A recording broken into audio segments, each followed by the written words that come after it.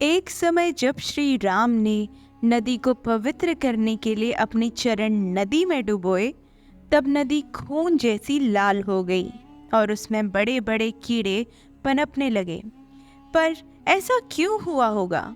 भगवान श्री राम के चरण पड़ते ही नदी स्वच्छ हो जानी चाहिए थी, लेकिन यहाँ तो उल्टा हो गया।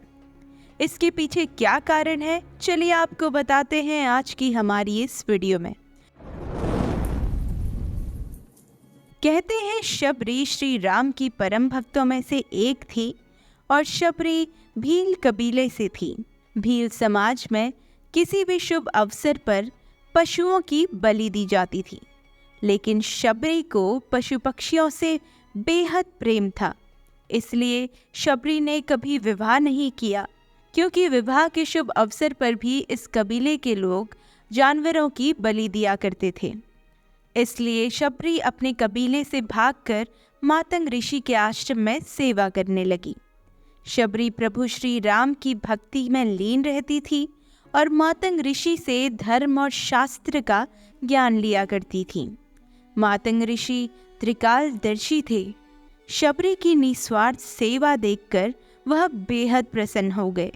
शबरी की निस्वार्थ सेवा देखकर वह बेहद प्रसन्न हो गए और जब मातंग ऋषि का अंतिम समय निकट था, तब उन्होंने शबरी को आशीर्वाद दिया कि एक दिन भगवान विष्णु अपने श्री राम के अवतार में उन्हें दर्शन देंगे। उन्होंने शबरी से कहा कि विष्णु अवतार श्री राम उनकी कुटिया में आकर उन्हें साक्षात दर्शन देंगे, जिसके बाद शबरी को मोक्ष की प्राप्ति हो जाएगी। जब शबरी ने पूछा कि श्री राम कब आएंगे, तब मातंग ऋषि ने जवाब दिया, तुम उनकी प्रतीक्षा करते रहना, वो एक दिन जरूर आएंगे। लेकिन तब तक प्रभु श्री राम का जन्म भी धरती पर नहीं हुआ था। शबरी कुटिया में रहकर रोज भगवान राम के आने का इंतजार करती थी। वह रोज सुबह उठकर अपने आश्रम की साफ सफाई किया करती थी। आश्रम के रास्ते से कांटे पत्थर झाड़कर रास्ते में फूल बिछाया करती थी और जंगलों से ताज़े मीठे फल लाकर प्रभु श्री राम के लिए रखा करती थी। ऐसा करते करते शबरी को 1000 साल बीत गए, लेकिन ऐसा एक भी दिन नहीं था जब शबरी ने प्रभु श्री राम के आगमन की तैयारी ना की हो। एक दिन जब शबरी अपने आश्रम के रास्ते पर झाड़ू लगा रही थी, तब कुछ ऋषि मुनि पास की नदी में स्नान करके वापस आ रहे थे। तभी शबरी की झाड़ू से धूल उड़कर ऋषि पर जा गिरी। ऋषि धूल पड़ते ही बेहद क्रोधित हो उठे और शबरी से क्रोध में आकर बोले, दुष्ट औरत, तेरी वजह से मैं अस्वच्छ हो गया, अब मुझे पुनः स्नान करना पड़ेगा। और क्रोध में ऋषि वापस नदी में स्नान करने चले गए। परंतु जैसे ही उन्होंने नदी में कदम रखा, तो वैसे ही नदी खून जैसी लाल हो गई और उसमें छोटे छोटे कीड़े पड़ गए। ये देखकर ऋषि ने सोचा कि ये ज़रूर उस मूर्ख औरत की वजह से हुआ है। जब श्री राम यहाँ आएंगे, वापस स्वच्छ और पवित्र बना देंगे। जब श्री राम और लक्ष्मण सीता माँ की तलाश में भटकते भटकते शबरी की कुटिया में पहुँचे, तब शबरी ने प्रेम भाव से उनका स्वागत किया और उन्हें देखकर रो पड़ी और उनके चरणों में लिपट गई।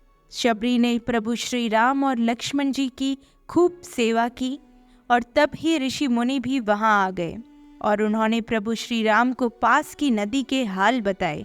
ये सुनते ही श्री राम, लक्ष्मण और सभी लोग उस नदी के पास पहुंच गए और जैसे ही श्री राम ने नदी में अपने कदम रखे, वैसे ही नदी का पानी और लाल हो गया और बड़े बड़े कीड़े उस पर पनपने लगे।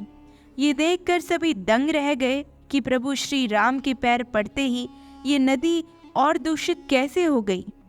फिर श्री राम ने शबरी को बुलाकर अपने चरण नदी में डालने को कहा। शबरी के चरण नदी में पड़ते ही नदी वापस स्वच्छ और पवित्र हो गई, क्योंकि प्रभु श्री राम को ये पहले से ज्ञात था कि इस ऋषि ने शबरी को एक दुष्ट औरत कहा था।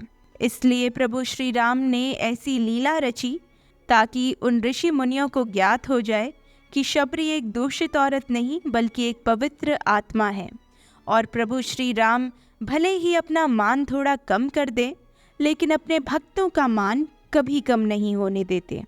तो दोस्तों, आज के लिए हमारी वीडियो में इतना ही। इसी तरह बने रहें हमारे साथ हमारे चैनल द भक्ति पर। धन्यवाद।